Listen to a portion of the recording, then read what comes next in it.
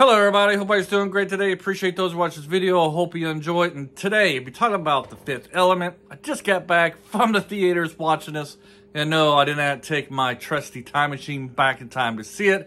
Actually, it was like a Fathom event at my local AMC. I'm not sure if it was all over like the country or whatever, or all AMCs or other theaters. But anyways, it was showing here in my local city. So my wife and I, we went to go see it. It's one of her favorites. I love it too.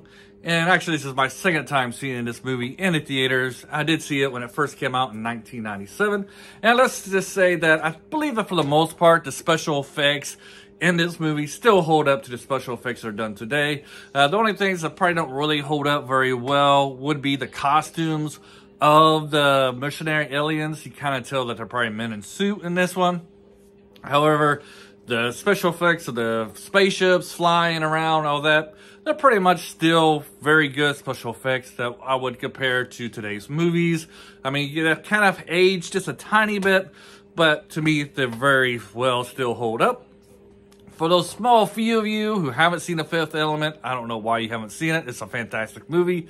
But The Fifth Element is about, I guess you could say, this galactic evil presence force thing threatening to destroy the world every 5,000 years. And humans have to gather around 5 elements to stop it. And the 5th element is like an alien species that is perfect. And so their job is to gather these force stones, put them in their places, and have this being in this area to stop this force from destroying Earth and I guess the universe as well.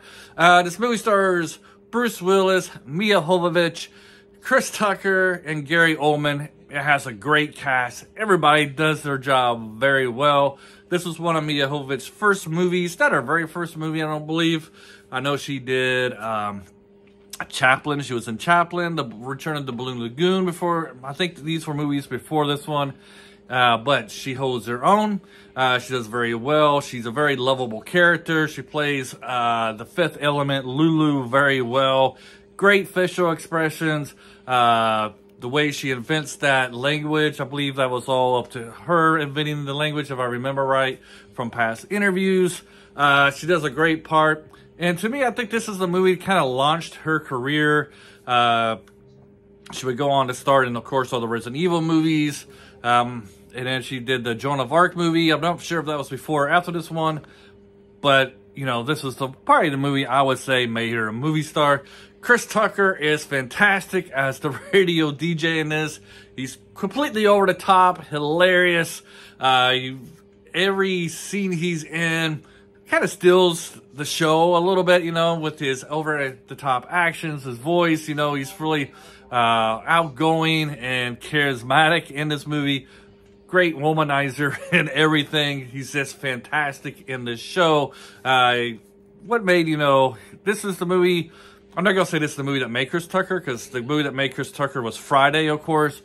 But this is like the best of Chris Tucker that you get. Probably his second best from the other one would be Friday. And then I would throw in the Rush Hour movies after that. But he just does a fantastic job. And of course, Bruce Willis is fantastic as the cab driver, ex-military guy who kind of helps Mia Jovovich, falls in love with her at the first sight. You know, he got his great lines and delivery. Bruce Willis really does capture this role. And then you have Gary Oldman, who's always plays a fantastic character, especially when the villains, especially in the 90s when he was like the fantastic villain in whatever movie he was in. I believe this is the second movie he was with the director Luc Besson in. The first one would be Leon the Professional. Maybe he played in other movies with this director.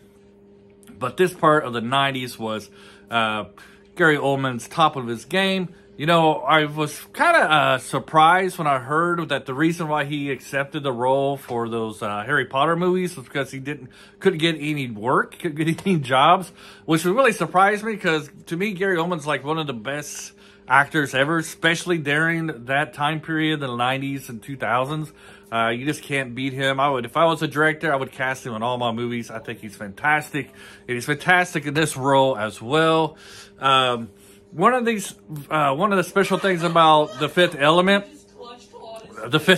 sorry, get somebody laughing. The Fifth Element that's not in other movies, at least from other scenes, is that the hero and the villain never are together. They never meet together on the screen at the same time. That is if you consider Bruce Willis as the hero of the movie.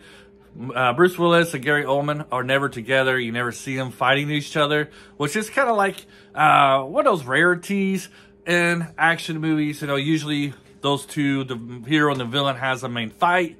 You just don't get that. However, if you consider Jovovich, his character, the Fifth Element, as the true hero of the movie, and then what I just told you is completely false.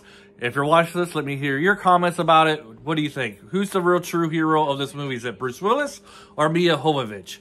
Interested in knowing what you think. To me, I think it's Bruce Willis, though I guess they're co-heroes. I'm going to call them co-heroes. They both play an instrumental part in saving the universe. They're both important. You know, Bruce Willis has to get her there. At times, Jovovich is the hero. She's fighting, and there's a time where she's kind of like the damsel in distress, so she kind of gets defeated by Gary Oldman.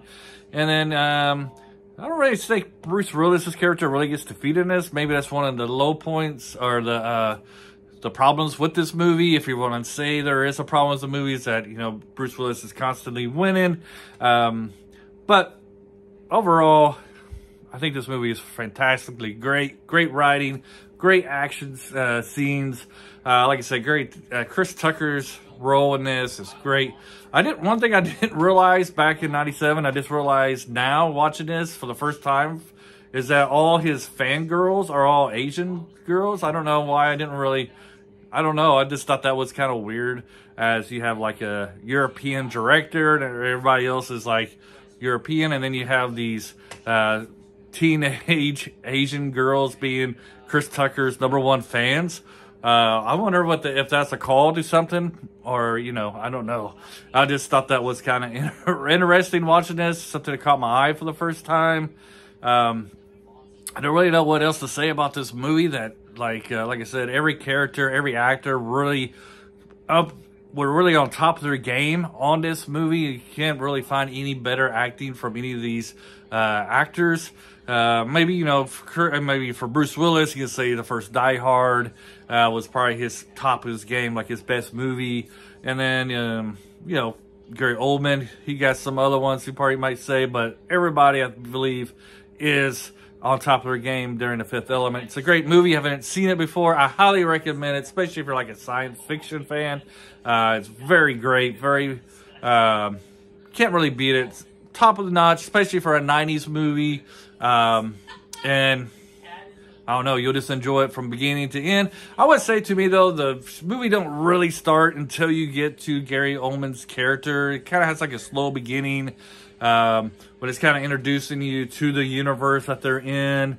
It can be kind of slow at that point, but once you get to Gary Oldman's character, that's when, to me, the movie really starts to take off. And then it's just one heck of a ride to watch. So if you ever get a chance, check out The Fifth Element. It's fantastic. Leave your comments below if you love this movie. What do you think about it? What stands out to you? What's some of the low points? Who's the true hero, if there is one? Or we got co-heroes, or is Bruce Willis the hero of the movie, or is that Jovovich? And to me, I think this is like the beginning of Jovovich's action hero, start of her action hero career. You got this one, like I said, and you got First Messenger, Joan of Arc, Messenger, then the Resident Evil movies, and she played in a lot of other action movies besides that one. Anyways, thank you for checking out this video. Hope you enjoy it, and hopefully you watch another one. Have a great day. Bye.